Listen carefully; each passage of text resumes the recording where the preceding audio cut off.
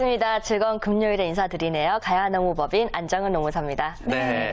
뭐 너무 사적인 소식일 수도 있겠지만 유부녀로 컴백하셨습니다. 네. 어떠세요, 소감이? 오늘이 이번 가을 중에 가장 추운 날이었다고 하잖아요. 전 추위가 하나도 안 느껴지네요. 좋습니다. 신혼의 달달함이 느껴집니다. 네. 너무 좋은데요. 자, 오늘 저희가 알아볼 노무상식은요, 바로 육아휴직과 관련된 내용이라고 하는데 어떤 사연인지 태진 씨가 소개해 주실까요? 네. 안녕하세요. 저는 작은 기업을 운영하고 있습니다. 그런데 얼마 전 육아휴직을 사용 후 복귀한 직원이 있습니다. 그런데 일을 할 수 없다며 11월 말까지만 일하고 그만둔다고 사직서를 제출하네요.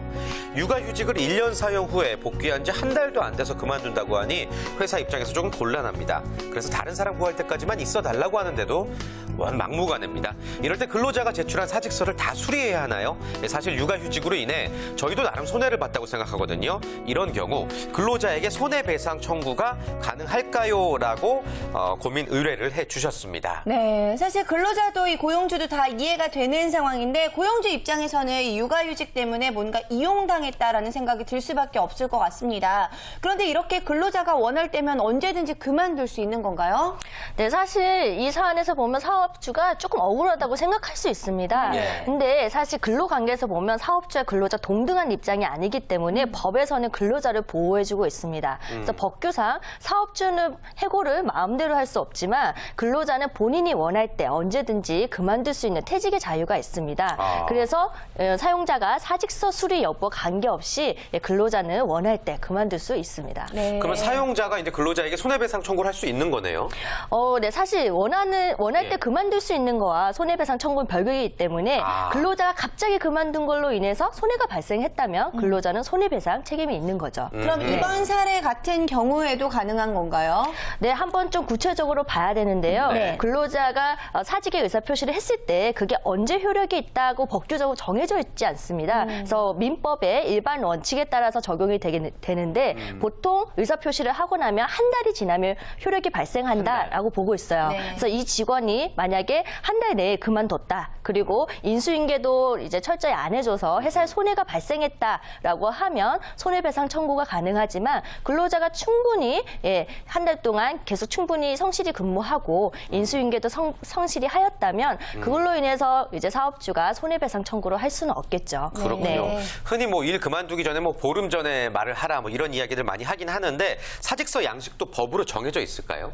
네, 사직서 양식이 법으로 정해져 있진 않은데 나중에 법률 분쟁이 발생했을 때 이를 명확히 하기 위해서 몇 가지 사유는 좀 정확하게 적혀져 있을 필요가 있습니다. 하나는 이제 사직하는 이유, 그다음에 본인이 원하는 퇴직 희망일, 그리고 사직서를 제출한 날짜가 적혀져 있어야 되고요. 또 사직서를 사실은 뭐 상사나 인사 담당자한테 제출을 해야 되는데 그냥 동료 근로자한테 나 내일부터 그만둘 거야 이렇게 말했을 경우에는 사직의 의사표시가 정확하게 전달됐다고 볼 수는 없기 때문에 효력은 없습니다. 또 사직서를 제출했다는 걸 본인 또 입증해야 되기 때문에 사본은 이제 본인의 한부 간직하는 게 또 좋겠죠.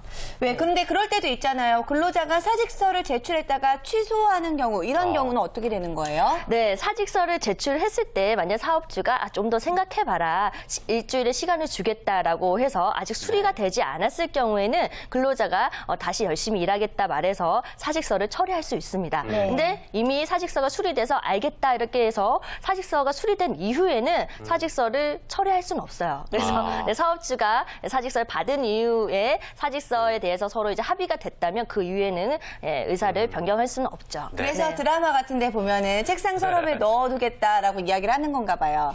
네, 맞습니다. 그렇군요. 신중하게 또 생각을 해봐야 될 것 같고. 자, 반대로 또 사용자 입장에서 근로자와의 이 근로 관계가 종료가 됐습니다. 이때 유의해야 될 점은 또 어떤 게 있을까요? 네, 맞습니다. 근로자가 갑자기 그만둠으로 인해서 회사에서는 좀 괘씸한 감정이 들어서 줘야 될 걸 안 줘가지고 나중에 법률 분쟁 가는 경우가 굉장히 많습니다. 그래서 괘씸하더라도 줄 건 주고 정리는 하셔야 됩니다. 그래서 정리할 내용이 몇 가지 있는데요. 근로자가 일을 했다면 일한 기간까지 일할 계산해서 임금을 또 줘야 됩니다. 두 번째는 근로자가 1년 이상 근무했다면 퇴직금을 지급을 해야 되는데요. 퇴직금도 그만두고 나서 14일 내에 지급을 해야 됩니다. 그리고 이 근로자가 휴가를 다 사용하지 않았다. 그래서 연차 휴가 미사용한 분이 있다면 이것도 수당으로 산정을 해서 지급해야 되죠. 그리고 사대보험도 상실 신고를 해야 됩니다. 사실 임금, 퇴직금, 연차, 휴가 이런 부분은 14일 내 지급을 하지 않았을 경우에는 사업주는 또 형사처벌 대상이 됩니다. 3년 이하 징역에 2천만 원 이하 벌금형 이런 문제가 발생할 수 있으니까 14일 내에 지급하지 못할 가능성이 있을 경우에는 근로자와 돈을 좀 늦게 지급하겠다라는 합의서를 작성하시는 게 좋습니다. 네, 좋습니다. 자, 오늘 생활 속 법률 상식을 통해서요. 근로자의 사직에 관한 노무 상식 알아봤는데 근로자 입장에서는요. 그만두더라도 정말 매너 있게 그만두는 게 필요할 것 같고 고용주의 입장에서도 지켜줘야 될 거는 꼭 지켜주는 사회가 됐으면 좋겠습니다. 자, 오늘 바른 노무 상식 전해주신 안정은 노무사님 너무 고맙습니다. 네, 행복한 시간 되세요. 네, 감사합니다.